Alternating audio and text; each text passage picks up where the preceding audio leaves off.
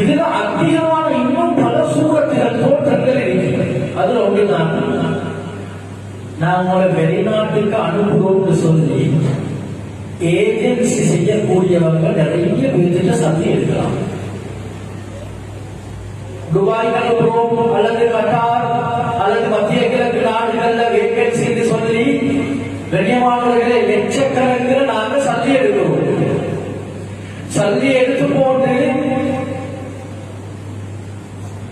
அந்த இடத்துக்கு அனுப்பினாலும் நிறைய பேர் அனுப்புறதும் இல்லை. சரி, அப்படித்தான் அனுப்பினாலும் அங்க போயிட்டு பார்த்தா இவங்க இங்க என்னென்ன வாக்குகள் எல்லாம் கொடுத்தாங்களோ எல்லாம் மிகப்பெரிய பொய்கள், மிகப்பெரிய அபாண்டங்கள், மிகப்பெரிய புழுவுகள். நிறைய பேர் வாலிபர்கள் பெற்றோர்கள் தன்னுடைய நகைய வீடுகளை சொத்துக்களை விற்று வெளிநாட்டுக்கு அனுப்புறாங்க ஏஜென்சி மூலமா. நிறைய கணவனை இழந்த பெண்கள் நிறைய தன்னுடைய ஆபரணங்களை கடனெடுத்து வெளிநாட்டுக்கு போறாங்க. இது ஏஜென்சி செய்யக்கூடியவங்க சகோதரர்கள் அநியாயம் இருக்கிறானே, அல்லாஹ் பாதுகாக்கணும். அல்லாஹ் வாழ்க்கையில ஒரு நாள் விட்டு வச்ச மாட்டாங்க. பாக்குறோம் கட்டார்ல துபாயில இருக்கக்கூடியவங்க மெசேஜ் அனுப்புறாங்க, செய்தி அனுப்புறாங்க. யாரும் இந்த ஏஜென்சிகளை நம்பி வரவானோம். அங்க அரபியர்களிடத்திலே லட்சக்கணக்கான ரூபாய்கள் இருக்கிறாங்க. இங்கு யாரெல்லாம் போறாங்களோ இவங்களுக்கு லட்சக்கணக்கான ரூபாய்கள் இருக்கிறாங்க.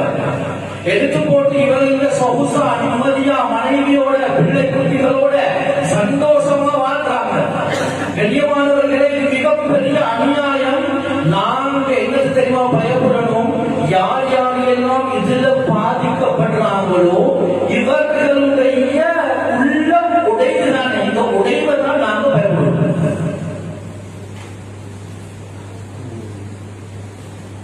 இவ்வளவு கையும் ஜோதி அதே அம்மா அநியாயத்துக்கு வரைவிலக்கன்னு சொல்லக்கூடிய நேரத்தில் சொல்றாங்க தெரியுமா? அல் கஸ்ரா அல்லதி தகாஉ ஃபீ கல்பி ரஜுலி. ஒரு மனிதனுடைய உள்ளத்தில் அவன் கவலைப்பட்டு அவனுடைய உள்ளம் உடைந்தனை, உள்ளம் உடைஞ்சு மக்சூரல் கல் அப்படியே வாடி பெய்து அவனுடைய சிந்தனையில் இருந்து வெளிப்படக்கூடிய விஷயம் தானே எங்களோட வாழ்க்கையில கட்டாயமா பலிக்கும். கண்ணியமானவர்களே, நாங்கள் மிச்சம் பயப்படணும். அதிகமான சமூகத்தில் இருக்கு. அது லோன் என்ற பெயர்ல, கடன் என்ற பெயர்ல, இன்வெஸ்ட்மெண்ட் என்ற பெயர்ல, இப்படி பல வெளிநாட்டுக்கு அனுப்புறோம் என்ற பெயர்ல, இப்படி பல விஷயங்கள விடயங்களை நாம பார்க்கிறோம். ஆனா அங்க போயிட்டு பார்த்தா வெளிநாட்டுல என்ன தெரியுமா நடக்குது? பாவம் 3 நேரம் சாப்பாடு இல்லாம ஆண்களும் பெண்களும் ஒரே அறையில 2 நேரம் 3 நேரம் இலங்கையில சாப்பிட்டு கொண்டிருக்கிறவங்க ரூம்ல போனா சோறும் பருப்பும் மாத்திரம் சாப்பிட்டு கொண்டிருக்கிறாங்க. சொன்ன வேலைகளும் இல்ல. அப்படி வேலை கிடைச்சாலும் கடுமையான வறட்சியான பாலை வனங்கள்ல நடுவுல கொண்டு போயிட்டு கேப்புகள்ல அல்லது ஒட்டகம் பேசுறதுக்காக வேண்டி போட்டு சகோதரர்களே நிறைய பேர் கஷ்டப்பட்டு கொண்டிருக்கிறாங்க. கண்ணியமானவர்களை, நாங்க ஏஜென்சி செய்யக்கூடியவங்க பயப்படுவது என்ன தெரியுமா? அவங்க அந்த நேரத்தில் செய்யக்கூடிய பதுவா இருக்கிறானே, அவர்களுடைய வாயிலிருந்து வரக்கூடிய வார்த்தை இருக்கிறானே, இது எங்கட வாழ்க்கையாக மாறிடும். சவுதி நாட்டை சேர்ந்த நல்லா கேட்டு நுணுக்கமா ஒரு மனுஷர் சொல்றாரு, ஒரு பெரிய செல்வந்தர் சொல்றாரு, நான் ஆரம்பத்தில் பல இடங்களுக்கு உலகத்துல பல பகுதிகளுக்கு வேலை தேடி கொடுக்கிறதுக்காக வேண்டி ஆள்கள் அனுப்பி கொடுக்கிறேன். ஒரு நாள் ஒரு மனிதர் என்னோட தொடர்பு கொண்டு ஒரு வேலை தேடி கேட்டாரு. யூரோப்ல ஏதாவது ஒரு நாட்டுல ஒரு வேலையோட நான் தேடி கொடுத்தேன்.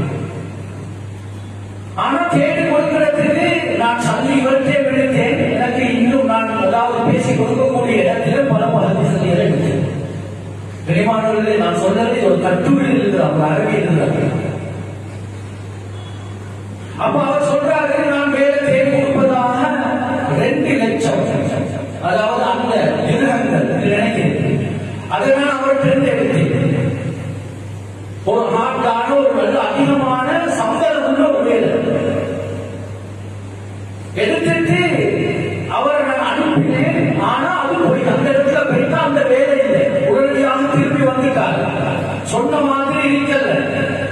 அப்ப நான் இன்னும் போய் அவரிடத்துல பல தடவைகள் கெஞ்சினேன்.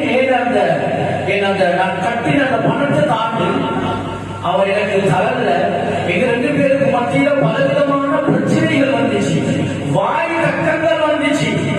ஒரு நாள் அவர் எனக்கு ஒரு வாய்ஸ் ரெக்கார்ட் போட்டிருந்தார். நான் கஷ்டப்பட்டு எங்க வயலை எங்க காணியை நான் வித்து நான் கஷ்டப்பட்டு உனக்கு தந்தேன். ஆனா நீ எனக்கு இப்படி ஒரு அநியாயத்தை செஞ்சுட்டாய். ஓட குடும்பம் உலகத்துல நல்லா வாழ மாட்டிச்சு, ஓட சொத்து செல்வங்களும் அழிஞ்சு நாசமா போகும் ஒரு பதுவா செஞ்சார். ஒரு 5 வருஷம் கடந்ததன் பின்னால் ஒரு நாள் நான் ஒருவருக்கு ஒரு பிசினஸுக்காக வேண்டி கொடுத்தேன். பெரிய ஒரு பகுதி, கிட்டத்தட்ட 30 மில்லியன் ரூபாய்களை கொடுத்தேன். 30 மில்லியன் ரூபாய்களையும் அவர் எடுத்துக்கொண்டு எங்கேயோ போயிட்டார். சொத்து செல்வங்கள் இருந்து எல்லாமே இல்லாம போயிட்டு. அதே மாதிரி திடீரென ஒரு நாள் என்னுடைய மனைவி பிள்ளை குட்டிகள் எல்லாம் சேர்ந்து ஒரு ட்ரிப் போனாங்க. திடீரென ஆக்சிடென்ட், ஒரு வாகன விபத்துல எல்லாம் அதே இடத்துல வஃபாத் ஆகிட்டாங்க. சொல்லி போட்டவர் சொல்றாரு, வேறொன்றும் அல்ல, அந்த மனுஷன் மனசு உடைஞ்சி மனசு நொந்து மனசு வேகல்ல, அவர் செஞ்ச குமாரிக்கு தானே, அந்த பகவானுக்கு தானே, அதை ஏத வாழ்க்கையில நெச்சுவலா நேரடியா நான் பார்த்தேன். இதுதான் தபுவத்து மதுவும், அநியாயம் இணைக்கப்பட்ட ஒரு மனிதனுடைய துவா மதுவா இதுதான் என்றதை அந்த மனிதர் விளங்கப்படுத்துகிறார். கனிவான சகோதரர்களே, நாம் எல்லாம் மிக பயப்பட வேண்டிய மிக முக்கியமான விஷயம் இது.